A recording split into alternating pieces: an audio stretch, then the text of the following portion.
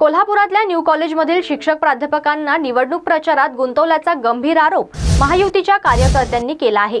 संस्थेतील प्राध्यापकांकडून विशिष्ट फॉर्म भरून घेतले असून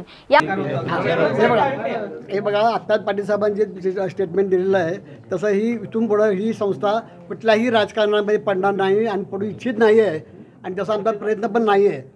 जे आता जे काय प्रकरण झालेलं आहे त्यामध्ये मतदारांची संख्या, त्यांचे नाव, पत्ता आणि मोबाईल अशी सर्व माहिती भरून घेतल्याचं प्रकरण समोर आलं आहे।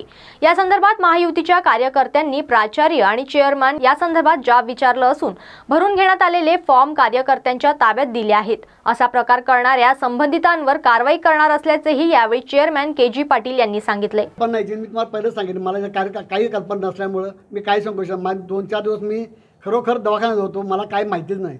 आता इथं आल्यानंतर माझ्या निदर्शन आलं, सरळ दिले असले जरी तुम्हाला दिले असले तर ते सगळे कलेक्ट करून मी तुम्हाला पोस्ट करायला पुस्तक। तुम्ही चेअरमन आहात, तुम्हाला या गोष्टीची माहिती आहे, मग तुम्हाला अंधारात ठेवून खालच्या असं मला वाटतंय, कारण मग माझी कारवाई करणार आहात कारवाई करणार। मी मागाशी तुम्हाला डिक्लेअर केलं की मी याच्यानं ज्यांनी ह्या असा चवटपणा केला असेल, मुद्दाम खोटापणा राजकारण माझ्या संस्थेत आणण्याचा प्रयत्न केला असेल, त्याच्यावर मी नक्कीच कारवाई करणार। तुमच्या नावाने देखील फॉर्म आहेत असं एक माहिती मिळते। त्यांचीच नावाने माझ्या नावावर आहे, मी ते आता बघितलं ना मी। घरी देखील आपल्याला माहिती नाही असं।